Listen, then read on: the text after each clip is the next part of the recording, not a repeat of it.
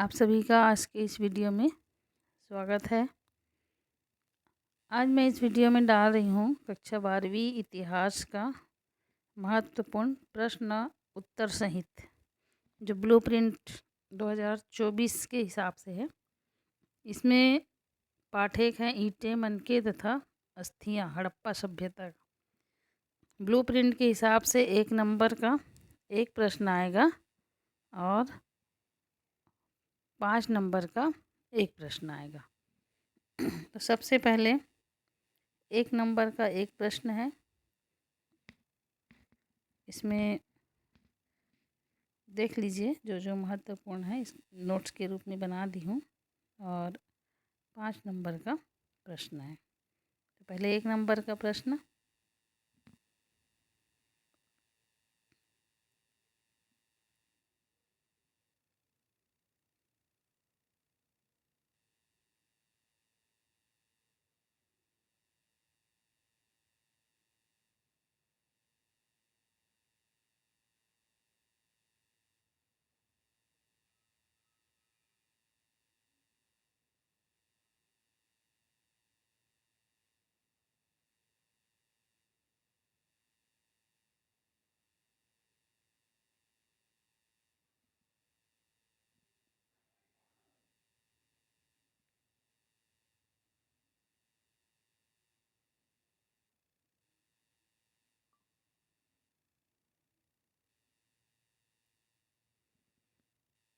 यहाँ शुरू होता है 5 नंबर का प्रश्न, जिसमें महत्वपूर्ण प्रश्न में हड़प्पा संस्कृति में लोगों का सामाजिक जीवन कैसा था। इसका उत्तर है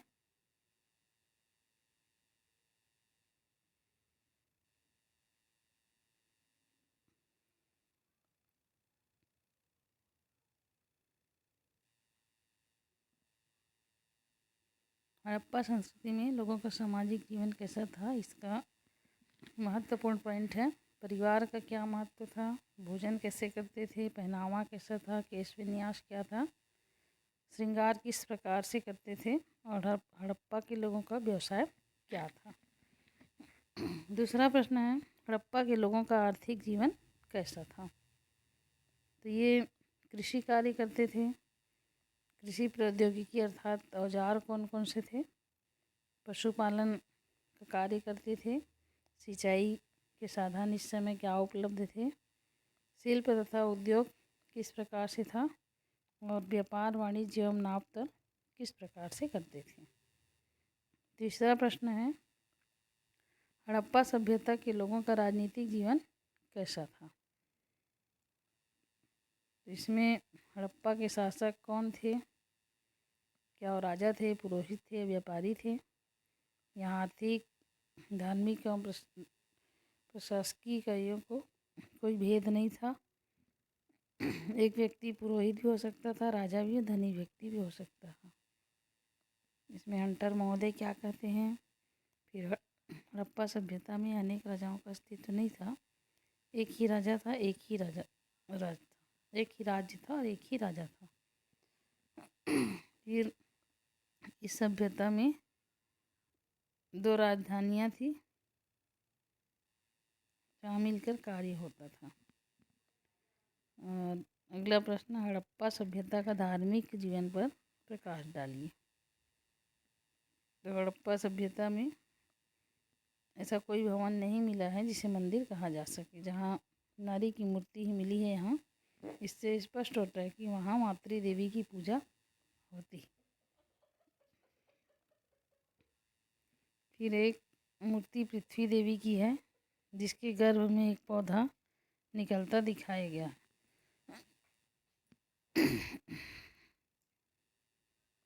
यह और महत्वपूर्ण पॉइंट है।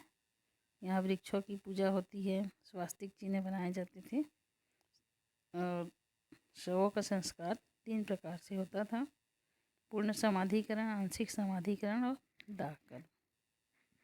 फिर शिक्षा एवं कला हड़प्पा सभ्यता में किस प्रकार से थी, समझाइए। तो इसमें लिपि लेखन कला किस प्रकार से थी, चित्रकला किस प्रकार से थी और मूर्ति कला किस प्रकार से थी।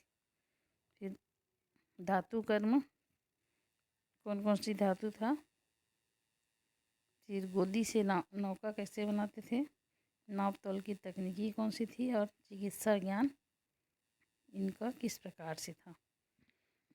प्रश्न 6वां, हड़प्पा सभ्यता का पतन किन कारणों से हुआ होगा। तो हड़प्पा सभ्यता का पतन पहला प्राकृतिक आपदा से हुआ होगा, फिर नदी के मार्ग में बदलाव आने से हुआ होगा, सिंधु नदी का मार्ग बदलने से हुआ, बर्बर आक्रमण के द्वारा हुआ, और पर्यावरण संबंधी असंतुलन के कारण।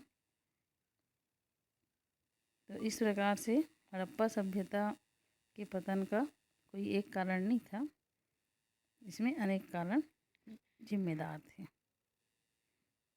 अगला प्रश्न, सिंधु घाटी सभ्यता की नगर योजना में को विस्तार पूर्वक को वर्णन कीजिए। सिंधु घाटी सभ्यता की नगर योजना को विस्तार पूर्वक समझाइए। इसमें पहला पॉइंट, व्यवस्थित सड़कें तथा गलियां थी, चौड़ी सड़कें गलियां थी, सड़कों के मोड़ पर दीवारों की गोलाई होती थी, फिर मकान बनाने के लिए ईंटों का प्रयोग किया गया, नालियां बनाई गई थी, स्नानागार बनाए गए थे। ये 6 इसकी हड़प्पा सभ्यता की नगर योजना है। तो इस प्रकार से इसमें ये महत्वपूर्ण प्रश्न है 5 नंबर का, इसमें अथवा में आएगा। तो 5 नंबर का प्रश्न इसमें महत्वपूर्ण है, निश्चित तौर पर एक प्रश्न आ ही जाएगा, अच्छे से तैयारी कर लीजिए।